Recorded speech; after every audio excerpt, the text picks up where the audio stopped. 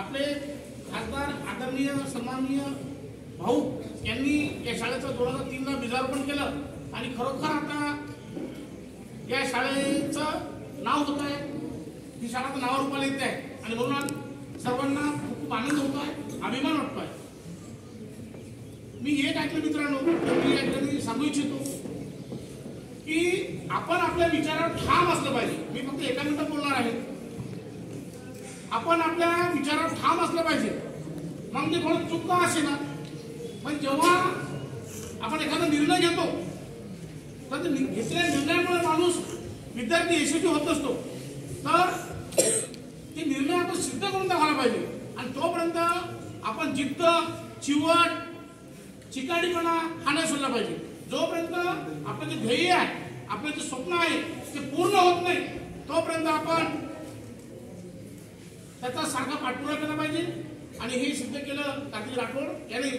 आणि आपण आजचा जो कार्यक्रम आयोजित केलेला आहे ते म्हणजे सर्व विद्यार्थ्यांना काहीतरी इन्स्पायरिंग झालं पाहिजे. कारण आज सर्वांसाठी एक आदर्शाचं मूर्तिमंत प्रतीक म्हणजे कार्तिक राठोड आहे. तेव्हा आजच्या या सत्कार मूर्ती असलेल्या माजी विद्यार्थी असलेल्या कार्तिकला मी नम्र विनंती करतो की त्यांनी आमच्या शाळेतील सर्व विद्यार्थ्यांना मार्गदर्शन करावं, इन्स्पायरिंग करावं. कार्तिक राठोड.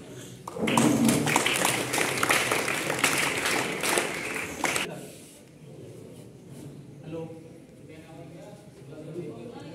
आवाज येते का अभिनव? आवाज येते माझा? ठीक आहे.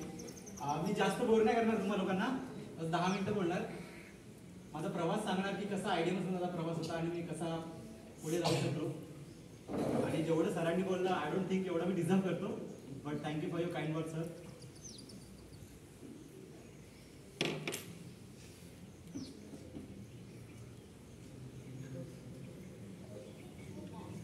स्पीच तर मी तयार करून आलेलो पण आता विसरलो बरं का.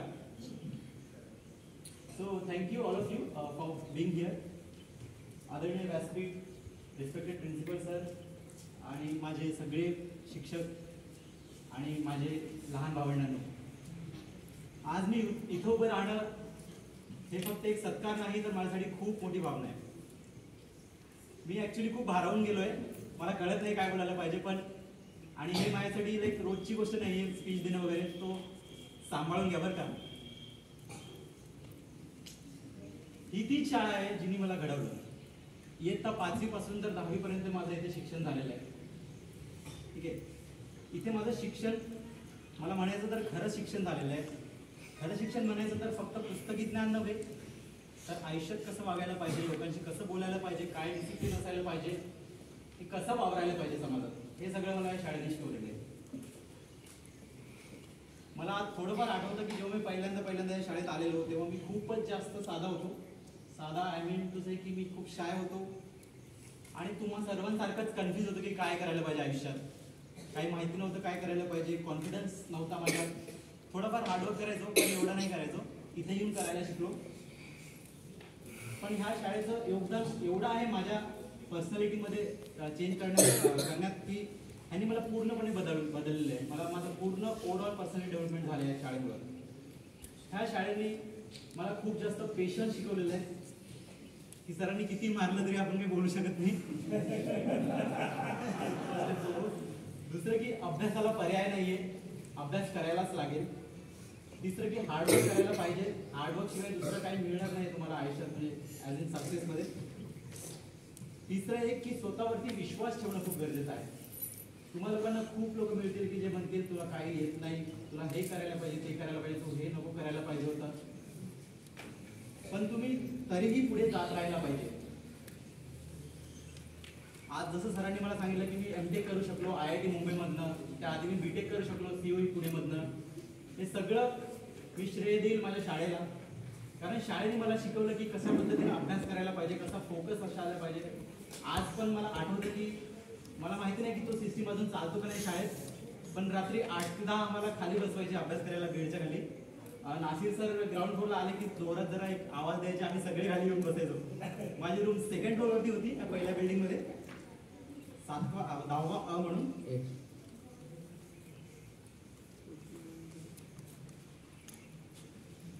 या शाळेचा जो एन्व्हायरमेंट आय मीन टू से की तुम्ही सगळे सोबत राहू शकता. त्यामुळे तुमचं जे टीम बिल्डिंग होतं, एकमेकांना जे ओळखणं, परखणं, त्यामुळे एकमेकांसोबत कसं वागायला पाहिजे, कसं बोलायला पाहिजे, त्यातल्या त्यात शिक्षकांसोबत कसं वागायला पाहिजे, सगळ्यात मोठा म्हणजे फिटनेस, डिसिप्लिन, हे सगळं या शाळेमुळे येतं.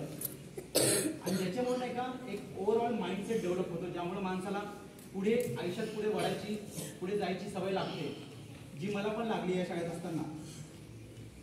जेव्हा मी आज रिअल लाईफ प्रॉब्लेमवरती काम करतो, बीट चिप, तुम्ही सगळ्यांना माहिती असेल की कुठल्या फोनमध्ये कुठलं चिप होतं, रॅम वगैरे यूज होतं किंवा प्रोसेसर यूज होतं, त्या लेवलची इंजिनिअरिंग मी करतो. पण जेव्हा मी ते इंजिनिअरिंगबद्दल सोल्युशन्स वगैरे शोधतो, तेव्हा मला हे ज्या गोष्टी सगळे शिकलेल्या आहे मी इथं, ते मला हेल्प होतात. आणि माझ्या लहान भावंडांनो, तुम्ही ज्या शाळेत आहात ही शाळा खूप स्पेशल आहे. तुम्हाला लोकांना आता माहिती नसणार आहे, पण जेव्हा तुम्ही ही शाळा सोडणार तेव्हा तुम्हाला खरंच ह्याची किंमत कळेल.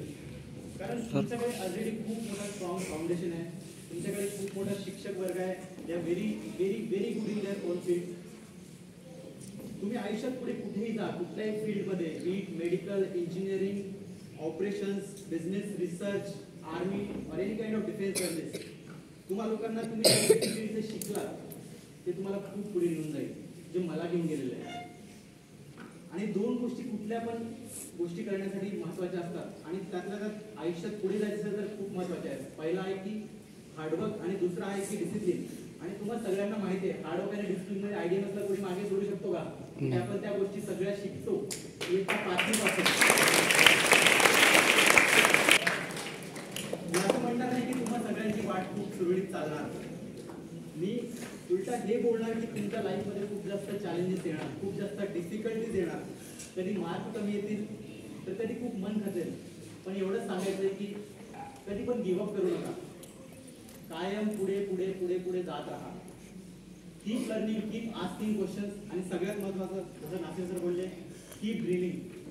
जर तुमच्याकडे स्वप्नच नसेल तर तुम्ही काय करणार आयुष्यात? तरी पर्पजच नसणार. मग to my teachers, thank you for all the guidance you have given me. तेव्हा खूप राग यायचा, खूप मारायचे तुम्ही लोक तेव्हा, पण आता मला कळतं की all that you guys did just for us so that we can grow. आणि आम्हाला जस्ट फक्त पुस्तकी ज्ञान नाही, बाकीच्या गोष्टी पण शिकायला मिळायला पाहिजे. म्हणून मी एक छोटासा किस्सा सांगतो. तुम्हाला वाटत असेल की मी खूप जास्त हुशार आहे, तसं काही नाही आहे. मी 7वीत फेल झालेलो आहे पहिल्या टर्ममध्ये. तामणे सर होते मला तेव्हा शिकवायला आणि मी त्यांच्या सब्जेक्टमध्येच फेल झालेलो. तेव्हा अल्जेब्रा शिकवायचं आहे. तर सरांनी मला आठवडाभर दिलेला, मी परत अभ्यास करणार होता. त्याच्यानंतर मी पेपरमध्ये पास झालेलो आहे. दुसरी गोष्ट की मी खूप कॉप्या करायचो, टू बी ऑनेस्ट सांगायचं तर तो एक जाड बेल्ट असायचा. आय एम नॉट शुअर आता वर्दीमध्ये असतो का नाही. तर 7वीपर्यंत मी अभ्यासच नाही करायचो, मुळात सांगायचं मी टवाळक्या जास्त करायचो. तर टाकीकर सरांच तुला माहिती आहे सर. तर कॉपी करताना मला टाकीकर सरांनी पकडलेलं तेव्हा. I still remember. माझ्या बेल्टमध्ये खूप जास्त कॉप्या होत्या, खूप जास्त पेपर्स होते आणि सरांनी काही न बोलता मारलं पण नाही सरांनी तेव्हा. आय रिमेंबर साईडला मला खूप चांगल्या पद्धतीने समजवलेलं आहे आणि त्याच्यापुढे मी आयुष्यात कधीच कॉपी नाही केलेली आहे. To be honest